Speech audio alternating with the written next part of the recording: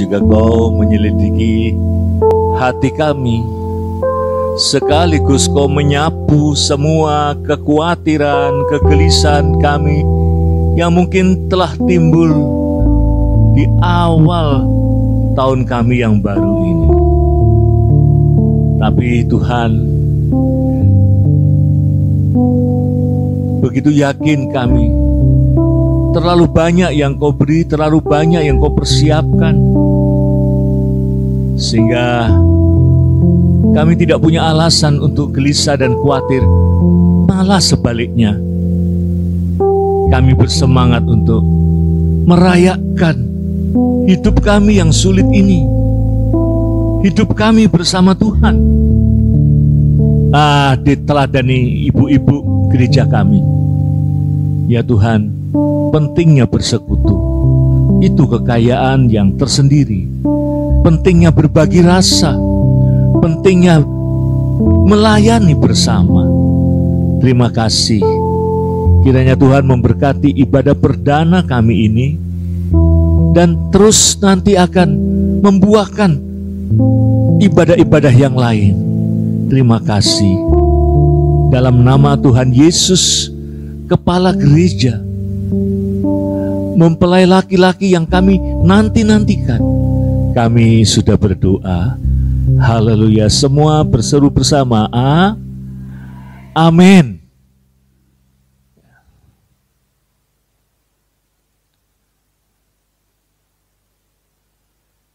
Sebuah peristiwa yang sangat monumental dan bersejarah, ya, dicatat oleh GBI Sion pada hari ini dengan dimulainya ibadah wanita yang perdana, yang pertama. Ya. Tahun ini, ya. Sik durung mari aku ngomong susuai.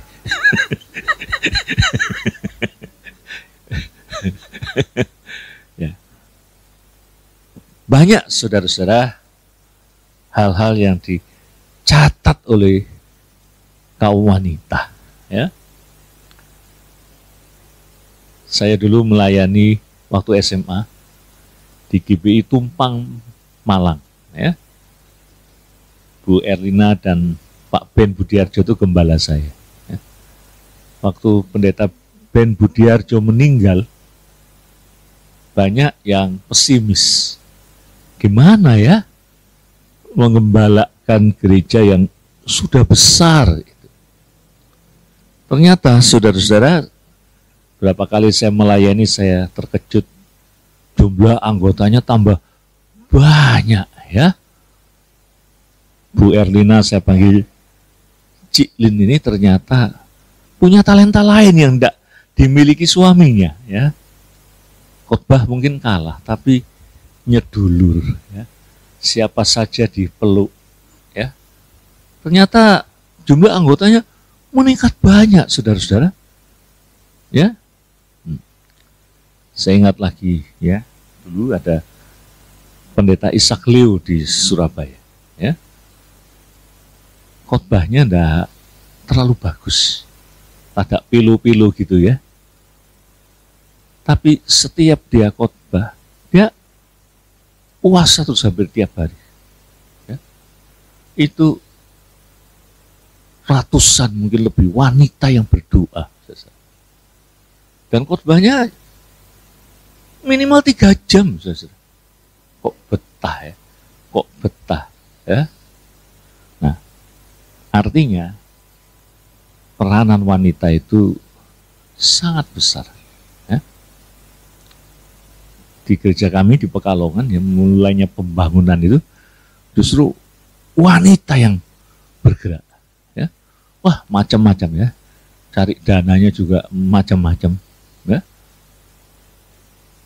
Sampai saya di luar tahu, saya itu, ya, ngundang pelawak dari Jakarta untuk cari dana, tapi pelawak yang Kristen, saudara, ya, ya, banyak.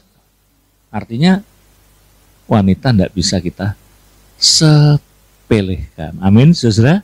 Amin. Nah, karena itu pada siang hari ini saya memunculkan tokoh wanita. Saya khotbah sederhana aja, ya, supaya pasti dari ibu-ibu ada yang satu saat dapat tugas khotbah, ya, tugas khotbah, ya, dipimpin oleh Bu Debi, ya, khotbah sederhana, ya. Nah, mari kita buka Alkitab kita di dalam Kisah Rasul 16, ya, Kisah Rasul 16, mulai ayat 13 sampai ayat 15.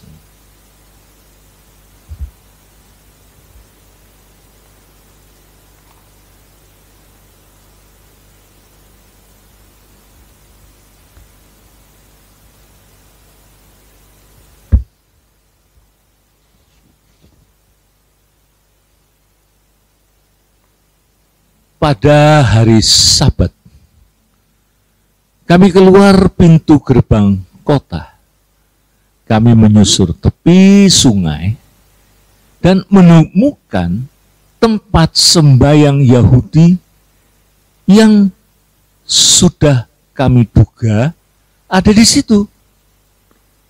Setelah duduk, kami berbicara kepada perempuan-perempuan yang ada berkumpul di situ. Terus seorang dari perempuan-perempuan itu yang bernama Lydia turut mendengarkan. Ia seorang penjual kain ungu dari kota Tiatira yang beribadah kepada Allah. Tuhan membuka hatinya sehingga ia memperhatikan apa yang dikatakan oleh Paulus.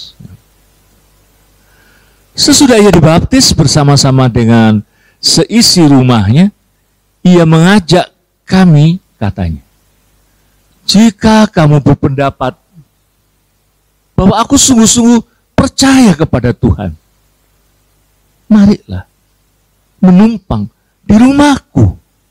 Ia mendesak sampai kami menerimanya. Haleluya. Ya, tokoh yang bernama Lydia, saudara-saudara, yang akan saya jadikan contoh, paling tidak bagi kita dalam melangkah, melayani, bertanggung jawab pada keluarga, bisnis. Ya, tokoh Lydia ini. Lydia namanya itu berarti seorang gadis dari Lydia. Lydia itu dulu kerajaan kuno, lalu menjadi provinsi, ya, di Yunani. Tambah lengkapnya, seorang gadis cantik, luwes, kreatif dari Lydia. Nama Lydia itu banyak artinya. Terus beranak pinak varian-varian. Di Jerman nama itu berarti tegas. Ada yang diplesetkan Lydia, lady, ya, wanita yang sigap. Nah, saya mau bedah, siapa sih Lydia? Menurut keterangan kita yang tidak panjang itu. Satu, Lydia ini pengusaha wanita yang sukses. Ya. Tante Yeninya di Tiatira, ya, bisnis kain. Tapi bukan sembarang kain. Kain ungu itu untuk kepentingan bangsawan besar, raja. Ingat waktu Yesus diolok-olok oleh tentara-tentara Romawi itu, mereka mengenakan jubah berwarna apa, saudara? Berwarna ungu. Tanda warna ungu pakaian itu pakaian kebesaran dan bisnis yang sangat menjanjikan. Lydia sudah sukses waktu di Tiatira, tapi dia mengembang sampai ke Filipi yang adalah Eropa. Dia dengan karyawannya diboyong semua saudara-saudara, dan diberitahukan suaminya, ya, bisa dia single fighter, bisa dia mungkin memang lebih menonjol dari suaminya. Saya banyak kenal wanita, ya, apa saja yang di tangan, apa saja yang dituding jadi duit. Luar biasa. Nah, jadi seorang pengusaha wanita yang sangat sukses, ya. Nah, dia mau mengembangkan bisnisnya, gak tanggung-tanggung ke Eropa. Maka sampailah ia di Filipi. And kebetulan Paulus dan teman-temannya juga ada di Filipi. Cari-cari, mana ya rumah ibadah? Mana ya rumah ibadah? Dulu gitu ya. Sekarang manusia modern datang di satu tempat yang dicari ATM di mana ya? Sekarang. Kuliner di mana ya? Nah, saudara, ada feeling, tadi Paulus bilang, seperti kami sudah menduga. Ada banyak orang kalau mau membangun kuil, ndak Buddha, ndak Hindu, ndak Yahudi, cari tepi sungai. Ya, apa sambil cari wangsit gitu ya. Ya. Nah, betul ada kuil Yahudi, ya, yang ndak terlalu besar. Paulus tiba di situ, ketemu dengan Lydia. Nah, maka Lydia yang kedua, wanita sukses, tapi hatinya kosong, saudara. Butuh damai, butuh pegangan hidup. Oh, kalau cari orang kaya, saudara, banyak. Orang kaya yang khawatir, banyak, saudara. Orang kaya yang ngenes, banyak. Saya pernah dengar ada orang kaya, saudara. Dia nangis lihat pembantunya makan kerupuk. Kerupuk Sunda itu, kerupuk yang putih itu, ya, kerupuk. Kamu banyak kerupuk tuh enggak sini? Ben cetok. Nangis. Dia enggak bisa makan kerupuk, enggak bisa. Dia kalau pergi naik pesawat ke luar negeri sampai Singapura berhenti dulu, enggak boleh langsung. Pindah lagi, berhenti lagi. Dan makanan yang dia bawa enggak enak. Makanan kayak dimakan astronot. Gitu, orang kaya. Jiwanya kosong Lydia ini. Dan enggak bisa dipenuhi oleh dewa-dewa Yunani. Dewa perdagangan, dewa keberuntungan, sampai dewa kecantikan. Tidak bisa menjawab kerinduan hatinya. Dia cari. Kalau ku cari damai, ya, dia cari. Bertemulah rumah ibadah. Kok hatinya tentrem? Banyak orang yang begitu. Teman saya, Pendeta Robi Chandra yang mengembalakan di GKI Kayu Putih. Dia pernah cerita, di tempatnya ibadah, selalu datang, saya lupa namanya, istri yang suaminya dulu mantan ketua PKB, partainya Gus Dur itu, saya lupa namanya. Ya. Suaminya itu tamatan sarjana hukum, mungkin masih ingat, ya. Istrinya ditanya kenapa, saya kok tentrem, damai. Ya. Nah, dia butuh kedamaian, butuh pegangan rohani, butuh sesuatu. Nanti lah aku mati, iki kabeh ndak tak bawa. Ini semua. Ya, nah, ini catatan bagi kita, saudara, ya. Sekarang mari kita pentingkan juga, ya, persiapan hidup kita. Ya. Jelas yang kita persiapkan sekarang ini, saudara-saudara, hanya untuk umur 70 sampai 80 tahun, kata siapa? Pemazmur. Sesudah itu ada hidup yang tidak terbatas. Tidak kita persiapkan dengan baik. 70, 80, sesudah itu penderitaan. Saya menengok profesor saya di Salatiga, umur 80, wah sekarang sudah malah waktu bertemu sama Debbie masih cetoh kalau ngomong. Sekarang sudah makin terbatas. Kita mati-matian, banting tulang, saudara. Ya. Hanya untuk 70, 80, paling 90. Nah, sudah 90 itu, aduh, saudara. Ya. Banyak B-nya, ya. Banyak B-nya. Ya. Apa? Banyak B-nya. Ya. B-fokus. Lihat apa-apa dua, enggak jelas. Kecuali lihat cepek cing, cetok. 1.000, gitu. Ya. Beser. Ya. Wah, banyak. Buyuten. Bludrek. Nah, lek bludrek, jebol, bablas.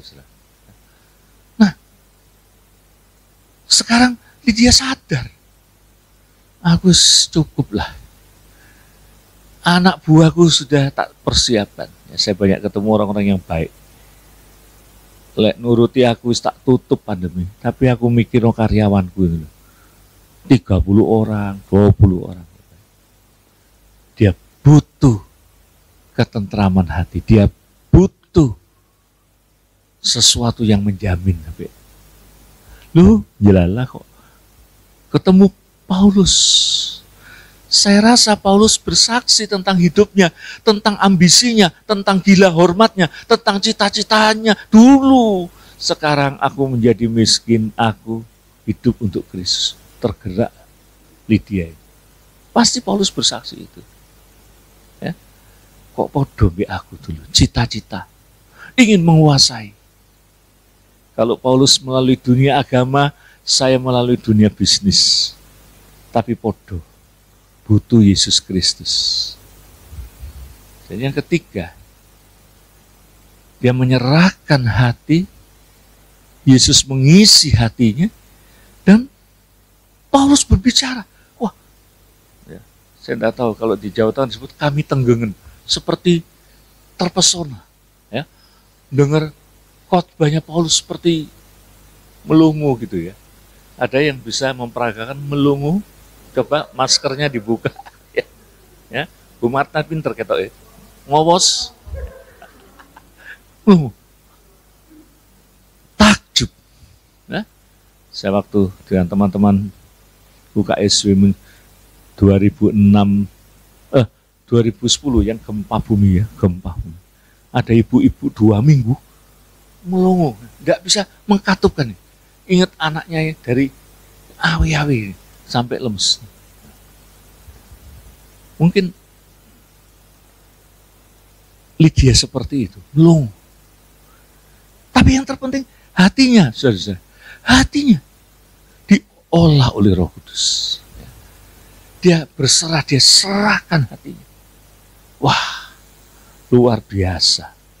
Paulus mengkhotbahkan sesuatu yang penting yang justru ia kurang, justru dicari oleh hidupnya.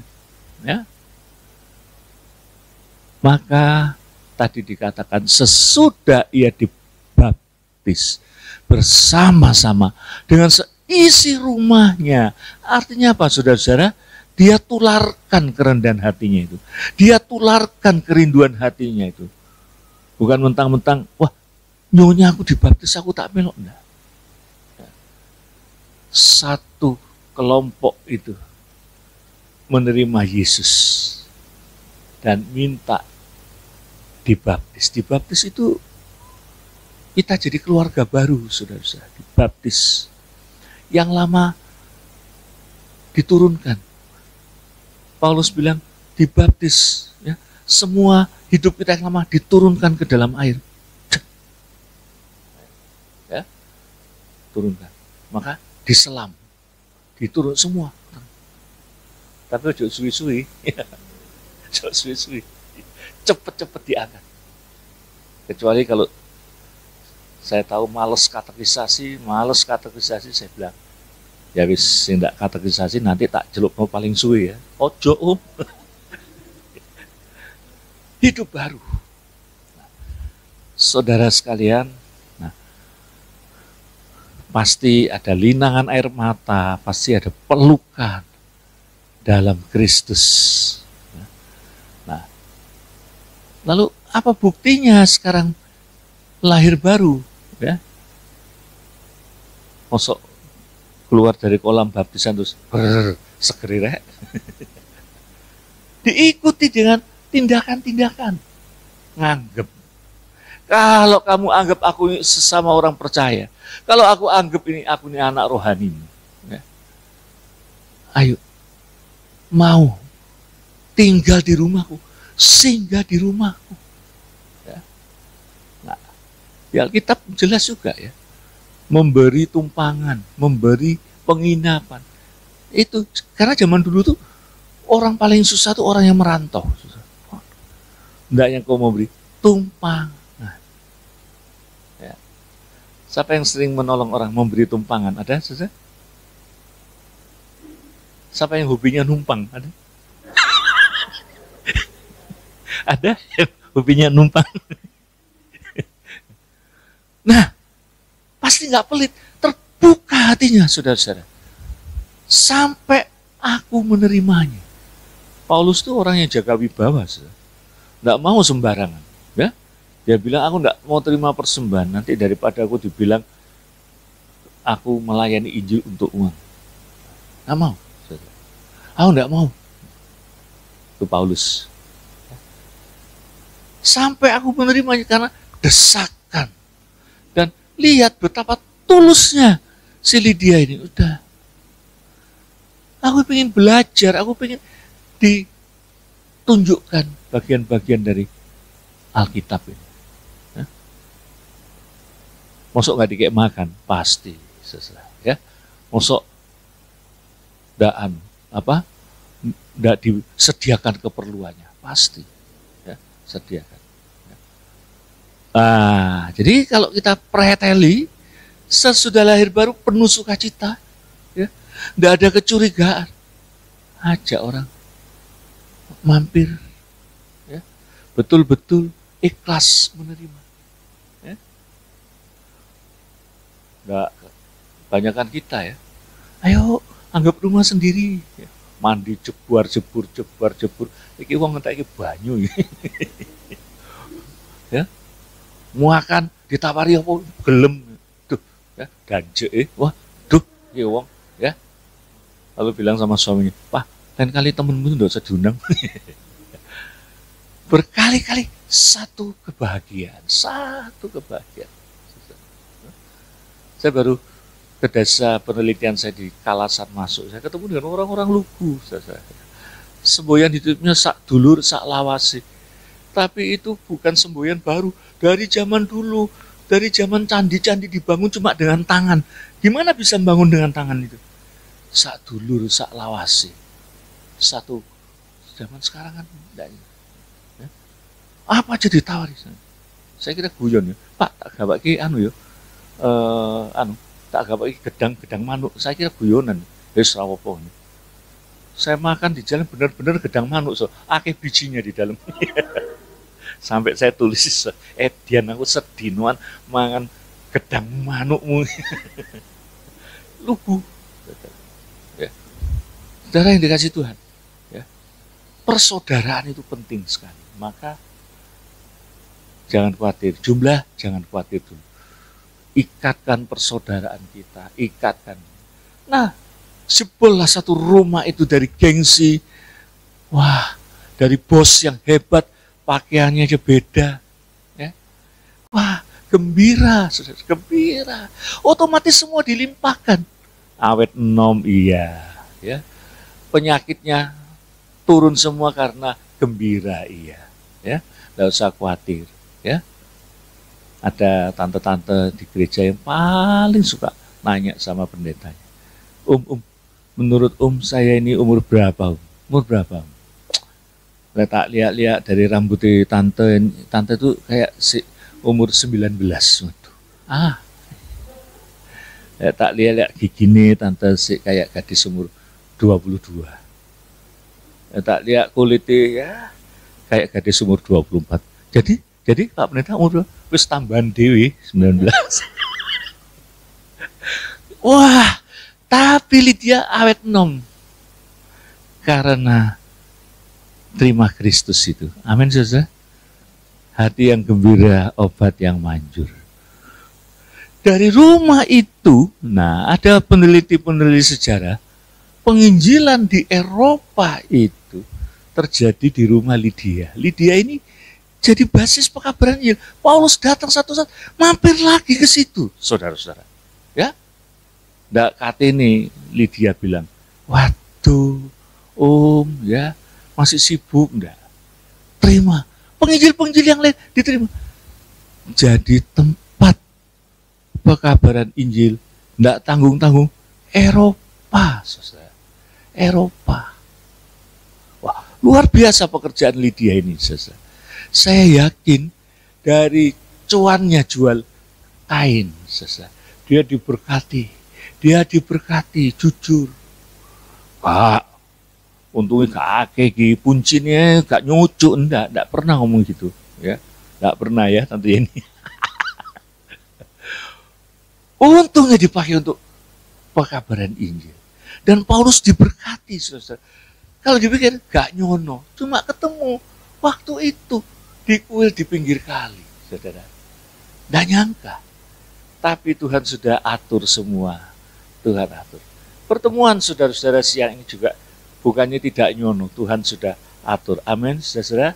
Tuhan sudah atur untuk kita lebih berkembang dan mungkin pertemuan-pertemuan yang lain di Cikal Bakali, ya, pemuda, ya, kaum pria itu juga paling susah, saudara. Ya, kami pernah ada kaum pria, tapi sudah pandemi ini sudah jarang lagi ya bekerja. Tapi seorang pria itu selalu diikuti istri yang berdoa, istri yang berhasil, istri yang rendah hati. Sekalipun kaya, saudara, kaya, tapi rendah hati dan cinta pekerjaan Tuhan. Nah, yakin wanita di tempat ini, ya, pasti diberkati Tuhan, ya, anggota WBC, ya. Ya, kamu kan WBC, WCB, ya, wanita cakap bergunjing, ya. Oh, berdampak.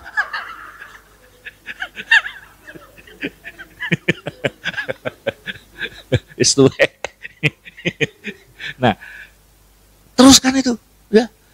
Banyak suami-suami itu yang sebetulnya, saudara, kecing, ada masalah kecing. Nah, diperlukan Lydia yang sudah punya pengalaman. Dia pasti pengalaman besar menghadapi pejabat, bisa tembus sampai Filipi, pasti. Suap-suap, surat-surat, nakal, semua dia bisa lampaui semua, bukan dengan ngediam. Nah, disitulah dia punya kepribadiannya baik, Lydia. Kiranya Tuhan memberkati kita sekalian.